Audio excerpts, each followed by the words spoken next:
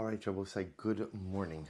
Good morning. So we're continuing today in Os Yud Beis and Tzidkas Hatzaddik. So just, excuse me, we are Meretz Hashem going to finish this particular section today.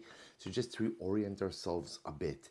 So remember again, the Rebbe Hatzaddik pointed out that there are two parts, two aspects to tshuva.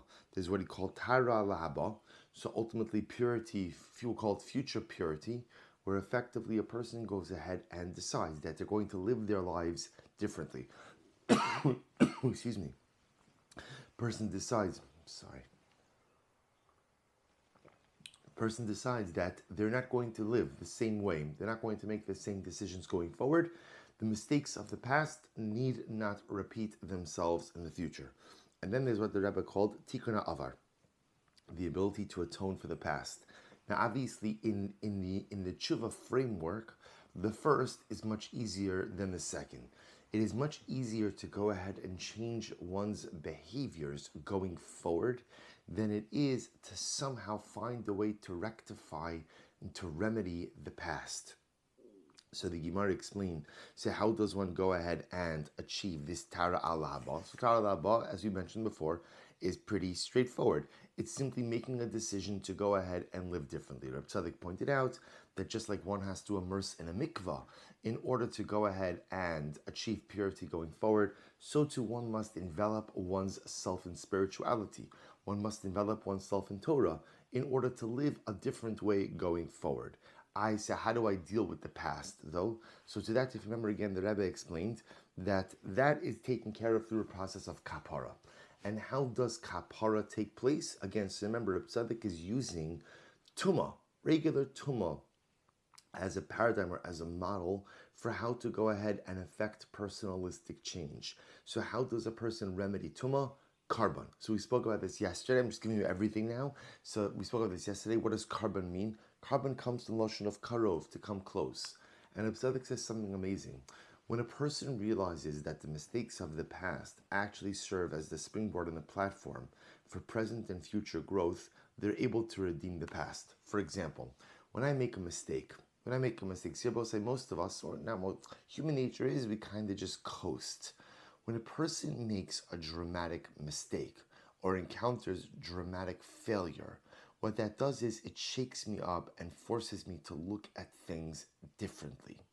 If I go ahead and I use that dramatic failure as an opportunity to look at myself differently, look at life differently, and realize that I have to be better, it turns out that as crazy as it sounds, the mistake was actually the catalyst for growth. That, says Reb Tzaddik, is a carbon. A carbon is something that causes you to become karov, to become close to HaKadosh Baruch Hu. So if a person literally uses profound failure as an opportunity and a springboard to come closer to HaKadosh Baruch Hu, then ultimately, again, the failure itself becomes something positive. Obviously, Reb Tzaddik is not encouraging failure. Reb Tzaddik is not encouraging the commission of sin. But Lamaisa, the sin has the ability to become the carbon when I utilize that depth of failure to pick myself back up and to come closer to HaKadosh Baruch Hu than I ever was before. So with that, we continue. He says, "V'kaimalon." I'm on page Chaf Dalid on the PDF that I sent you out a few days ago. V'kaimalon de kapar lo ma'akeves. Remember again about saying halachos of tumah. We paskin that kapara is not ma'akev. Now, what does that mean? So remember, on a simple tumah level, what that means is that halacha l'maisa. Let's say a person who's a zav or a mitzora. So such an individual, as once the passage of time goes by and he immerses in the mikvah, he's, let's say, permitted, he's pretty much tahar. He's pretty much tahar. He, as much as he still needs to bring a carbon, the carbon does not hold him back. That's what it means when it says kapar lo ma'akebes. What does that mean? The tshuva, afilu hirher belibo harei zet tzaddik gomer. So listen to this, because we'll say, what is the tzaddik saying? That really, in essence, now just to understand, in Reb Tzaddik's model, and I think we'd all agree with this, but in Reb Tzaddik's model, somehow rectifying the past or coming to terms with the past is much more difficult than moving forward. That's just the reality of things. So Tzaddik now comes along and says, That's what it means when it says kapara inamakev. Is kapara, which is the carbon, signals tikkun ha'avar, fixing the past. And the Tzaddik says, kapara is not ma'akiv. That halacha l'maisa, you could become a Baal Tshuva even if you don't remedy your past, and all you do is focus on being better going forward. You could become a bona fide Baal Tshuva like that.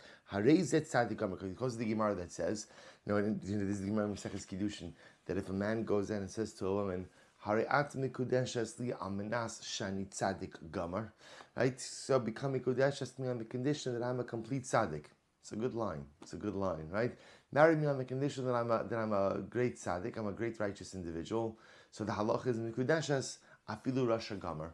The person in marriage works even if the guy is mamish a complete rasha, totally evil. Why? The Gemara says shema hir her belibo, because maybe he had thoughts of tshuva in his heart. So you see, Reb Tzaddik says, that in order to become a Baal Tshuva, in order to really do tshuva, as much as we ideally want you to remedy your past, if for some reason you can't, and all you could do is pledge to be good going forward, that works. That works. You also have to understand something. HaKadosh Baruch Hu, Chazal, have a vested interest in us becoming Bali Tshuva.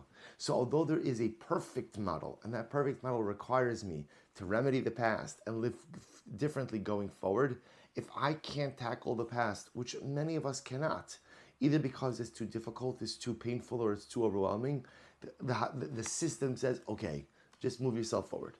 You can't deal with the past, fine. Just move yourself forward as it's Tzaddik Gomer. However, Reb Tzaddik says, V'zel rak l'truma. But our Evigan say that only works for truma. In other words, so let's say, for example, a person is a zav, or a person is a mesorah, and they go to the mikvah, but they don't bring their carbon. They're allowed to eat truma. So they're allowed to eat truma, but it doesn't work. V'zerak l'truma, well, we'll see. Hamuram min hachol al hagomer liyos al kolponim begeder tzaddik. So we'll see, what does truma mean? Truma means laharim, to raise up. So to raise yourself up in life, to become a Baal Tshuva, even to become a tzaddik, if for some reason you can't deal with your past, it's okay. Just focus on being better going forward. So do you understand how profound this is? So many times in life, many of us have painful pasts. I have things that I've done that I really, either I don't want to face it or I can't face it. One of those two things. And so often I assume that I can't become a Baal Tshuva if I can't reconcile my past. That's what we assume. And understandably so, because again, we're all used to this two-pronged model of tshuva, of rectifying the past, remedying the future, right? Or living differently going forward. And I assume that if I can't take care of the past, how could I ever have a future? And Reb Tzaddik says it's not true. It's not true. If you can't deal with your past for whatever the reason, you do have the ability to become a tzaddik, to become a Baal Tshuva Gomer, if you pledge to live your life differently going forward. Now understand, what will that allow you to do? That will allow you to eat truma. To eat truma. We'll say, what is truma? Truma laharim, to raise yourself up. You could raise yourself up even if for some reason you can't touch your past. And all you can do is remedy your future, you can become a Baal Tshuva. However, listen to what he says, Aval lekadshim. But Rabbi says this is very interesting. So let's just stick to regular tumah for just a moment. Let's say when it comes to a zav or a mitzorah. So remember again, these individuals become tameh. They go to the mikvah. So Rabbi Tzaddik says they're tar. They're allowed to eat truma. But what can't they do? They can't eat karbanos. Do you know what Rabbi said? Because the halacha is you cannot partake of karbanos without kapara. Right? In other words, in order to partake of karbanos, you must bring your atonement carbon. So listen to what Reb Tzaddik says. This is incredible. Aval kadshim, when it comes to karbanos, tzarech lis kadesh v'liyos kadosh. See, Rabbi say, to partake of kadshim, you must be kadosh, and to be kadosh, you must bring your carbon. Tzarech gamkein l'rape esakodem. If you want to become kadosh, that requires a reconciliation of the past. The Reb Tzaddik is saying this is incredible. if you want to get to the level of truma, that you could do just by going ahead and immersing in the mikvah. That you could do just by changing the way you live and by changing the person you are from this point going forward. If your past is too painful to touch, if your past is too painful to reconcile, to deal with, okay, you can let the past be the past, move yourself forward, and you could eat truma. Immerse yourself in the mikvah of holiness, and you could eat truma. You could raise yourself up. You could even become a tzaddik gomer. All of that stuff. But what can't you do? You can't eat karbanos. You can't eat kachim. You can't become a kadosh. Because to eat kachim, you have to bring your karban. To eat kachim, you must go ahead and bring your own kachim. You must bring your own karban. In other words, to reach the level of kiddush, Rebbe will say, requires what? That requires me to reconcile the past. Isn't that incredible?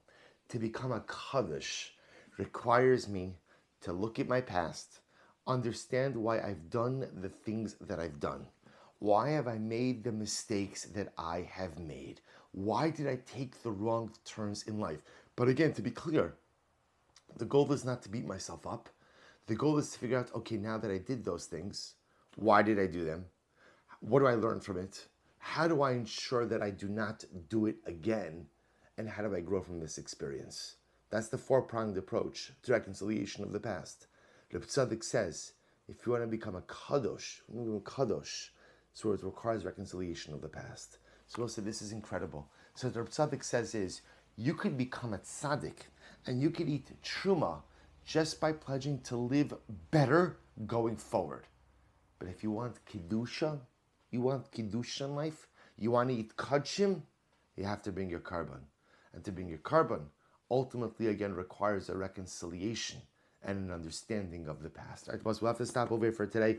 I guess we won't finish Osiyad Base today. We'll spend one more day on it, Emir Hashem, and we'll see. Remember, Reb Tzaddik is using the entire beginning of Maseches Brachas as like a framework for all of these concepts. So we'll see Emir Hashem in tomorrow's shir how Reb Tzaddik is going to tie this back to Kriyat Shema. All right, boss, we'll stop over here. Shkoyach.